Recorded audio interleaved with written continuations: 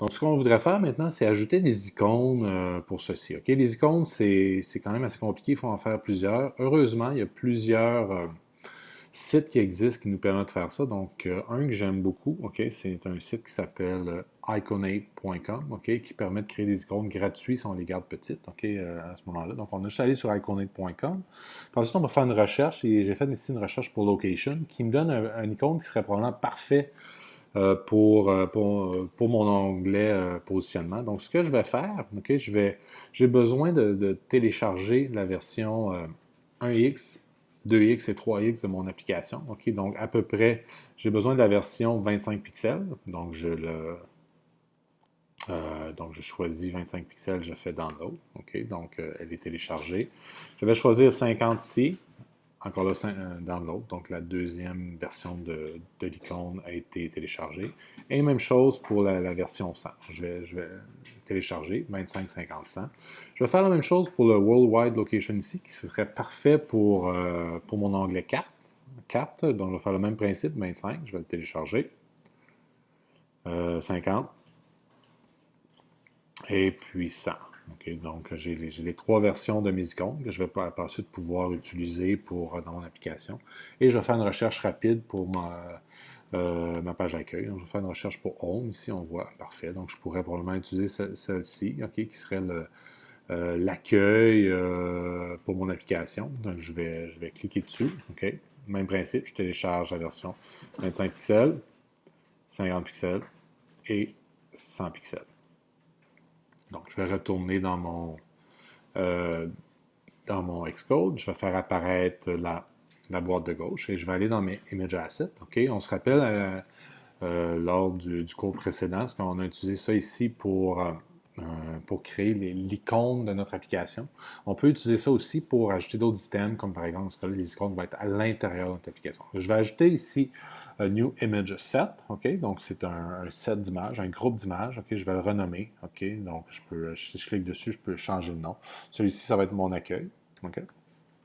Parfait. Donc, ça va être l'accueil de mon application. Et on voit que je dois insérer les versions 1X, 2X et 3X de mon icône, OK, qui vont être utilisées dépendamment de la résolution de mon téléphone, la grandeur de mon écran, et ainsi de suite, vu qu'on travaille on fait ça pour toutes les versions de iPhone, OK, donc on doit fournir les trois. Donc, je vais regarder mon téléchargement. Donc, j'ai le Home ici 25 que je vais apporter comme mon premier icône. Home 50.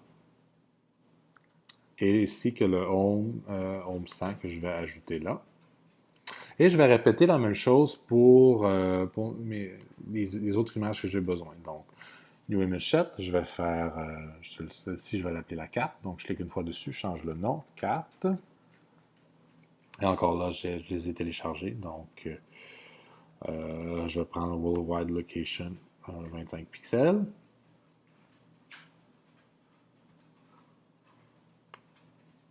« 50 pixels. Et 100 pixels.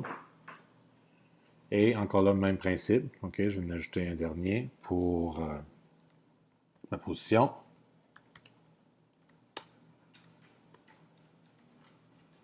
Parfait. Donc, la position, même principe. OK, 1, 2, 3. Je vais prendre mon 25 pixels pour le premier. 50 pixels. Et le 100 pixels, le troisième. Donc, on voit maintenant que j'ai intégré les images dans mon application. Et maintenant, lorsque je retourne dans mon storyboard, je vais pouvoir sélectionner une image pour chacun de mes tab bar items. Donc, ce que je fais, encore là, je sélectionne l'item. OK, je fais apparaître les propriétés à droite. Et dans mon bar item, je peux choisir une image. OK, donc je vais choisir ici je suis sur l'accueil, donc je vais choisir l'image accueil qui vient de mes XC Assets. Pour la carte, je vais choisir la carte. Et pour la position, je vais choisir la position. OK. Parfait, donc je vais l'ajouter à cet endroit-là. OK. Maintenant, je vais tester le tout. OK, les trois icônes devraient maintenant apparaître dans mon application. Donc, accueil, carte, position. Okay? Veuillez prendre note, là, si jamais, lorsque vous sélectionnez une icône, puis que lorsque ça devient bleu, l'icône disparaît, c'est un bug qui est quand même assez connu dans Xcode. Okay? Il faut juste s'assurer que quand on configure nos icônes, qu'on ne met rien ici dans Selected Image. Okay? Cette fonction-là ici de Selected Image, là, dans la version actuelle de Xcode, ne fonctionne pas. Okay? Donc, si jamais l'icône disparaît, faites juste vous assurer qu'ici c'est blanc et ça devrait fonctionner, pour votre application. Maintenant que notre Navigation Controller, notre Tab Bar Controller fonctionne bien, okay, ce que je vais faire, je vais aller ajouter deux autres contrôleurs qui vont nous être utiles lorsqu'on va ajouter des items à notre liste et afficher,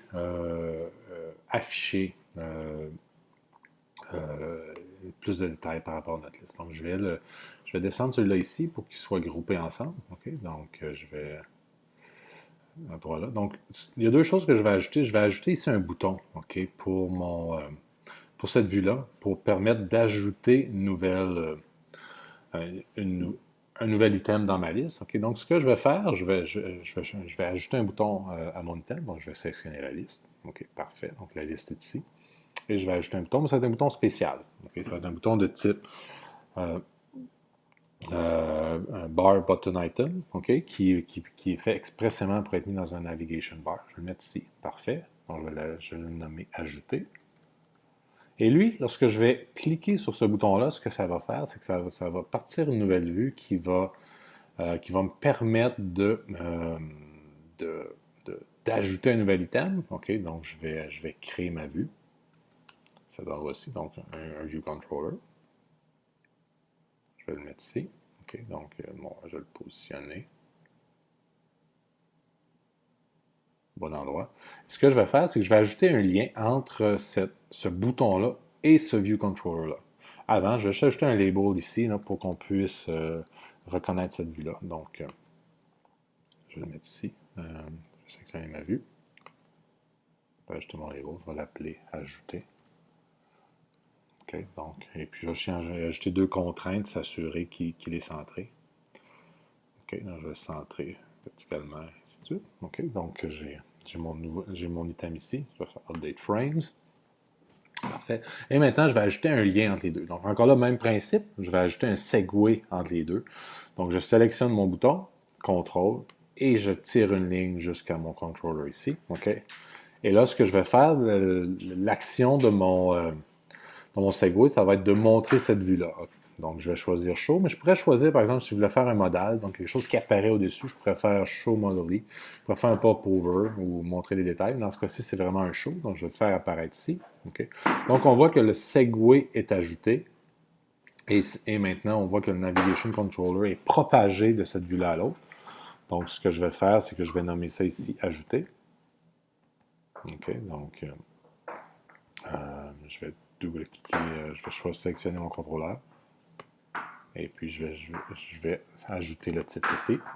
En fait, ça ne fonctionnera pas. Avant, je dois ajouter un navigation label, donc une barre de navigation ici. OK? Donc, je vais choisir dans mes composantes navigation.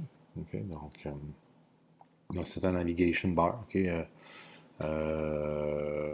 Où est-ce qu'on peut mettre un titre avec des boutons, ainsi de suite. OK? Donc, je vais mettre mon navigation item ici dans ma vue, OK, qui apparaît là. OK, donc j'ai le titre que je peux changer. OK, je peux l'enlever aussi, je vais l'enlever à ce moment-là. Et là, je vais pouvoir ajouter le bouton OK. OK, le bouton qu'on pourra lier éventuellement à un bouton à une fonction pour sauvegarder mon item. Donc, OK, donc ça, lorsque l'item sera sauvegardé, cet item-là va apparaître. Donc, si je bâtis mon application, je fais ajouter, j'ai OK ici, qui va me servir à sauvegarder l'information que j'ai là. Et lorsque je clique sur accueil, je retourne ici. Excellent, parfait. Donc, ça fonctionne bien. Donc, maintenant, ce que l'on va faire, c'est qu'on a créé une série de contrôleurs. OK, donc on a notre contrôleur principal, okay, notre contrôleur pour les onglets, puis ensuite on a notre contrôleur de navigation, et on a des contrôleurs de vue. Okay. À ce moment-ci, on a 1 pour la carte, 2 pour la position actuelle, 3 pour notre table view et 4 pour ajouter. OK? Le dernier contrôleur qu'on va avoir besoin, on va juste le créer, OK? Mais on ne l'associera pas pour l'instant. Ça va être le contrôleur pour montrer les détails de nos items. Donc, on va le mettre ici. OK, on va le lier avec la table dans le prochain cours. Pour l'instant, on va juste le mettre ici pour pouvoir y ajouter un contrôleur. Donc, maintenant, on a nos 5 contrôleurs. Donc, on va aller maintenant les lier à du code dans notre application. Donc, ce que l'on va faire, OK, on va maintenant ouvrir le code source. OK, donc, on a notre projet Xcode, OK? Donc, je vais cacher la colonne de droite. Donc, ce que je vais faire, c'est que on va ici dans notre View Controller, qui est un contrôleur de base, OK, qui est présentement lié à tous nos contrôleurs. Celui-ci, ici, je vais le renommer accueil, OK? Je vais l'utiliser pour l'accueil, OK? Donc, accueil.swift. Et je vais renommer ma classe accueil, OK? Donc, en fait, non, appelons-le liste, OK? Ça va être la liste de nos items, donc list.swift. Et je vais le mettre ici, liste. OK, donc j'ai mon contrôleur liste. Je vais le nommer le même nom que ma classe, donc list controller. Parfait. OK, j'ai ma list controller qui va être associée à ma classe liste. Par la suite, je vais créer des nouveaux fichiers. OK, je vais en créer un nouveau ici, un nouveau fichier qui est de type Swift. OK, celui-là, je vais l'appeler carte. OK, qui va contenir le contrôleur de ma carte. Donc, on voit que le code ici est vide. OK, je vais le réorganiser. Je vais le mettre ici de chaque côté. J'aime ça les avoir en ordre. Donc, ce que je vais faire, je vais juste copier ma liste et je vais le renommer. Donc, carte.swift. En fait, je vais le renommer carte controller. .swift. OK, donc ce que je vais faire ici,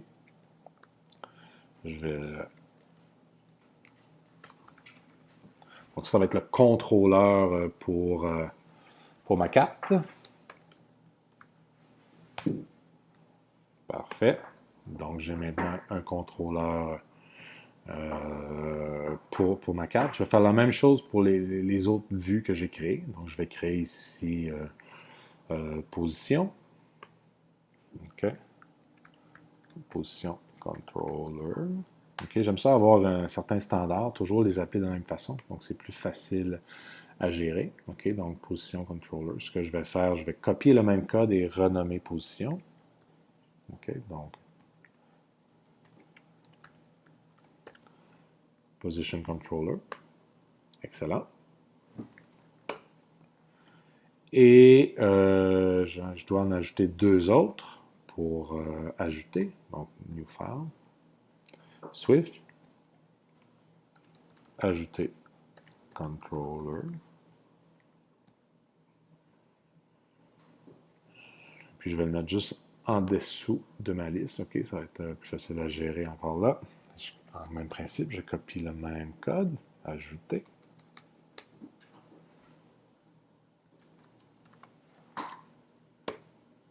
Et finalement, je vais en créer un pour les détails.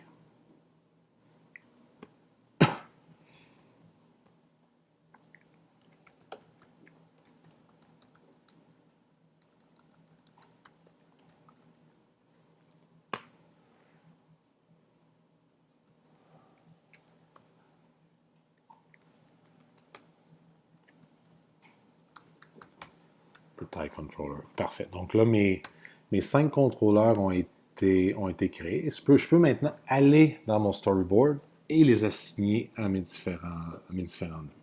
Donc, je vais commencer par ici. Donc, ici, c'est ma vue de détail. Okay? Donc, je vais sélectionner ma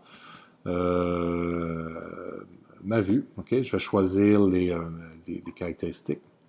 Et je vais choisir le troisième onglet ici. Et je vais l'associer au bon contrôleur. Donc, ça ici, c'est détail. Donc, ça va être associé à détail controller. Donc, lorsque cette vue va apparaître, c'est le contrôleur dans détail controller qui va apparaître. Donc, je vais le sauvegarder ici. Même principe pour ajouter. Donc, je sélectionne mon view controller et je lui assigne la bonne classe. Ajouter controller. Parfait.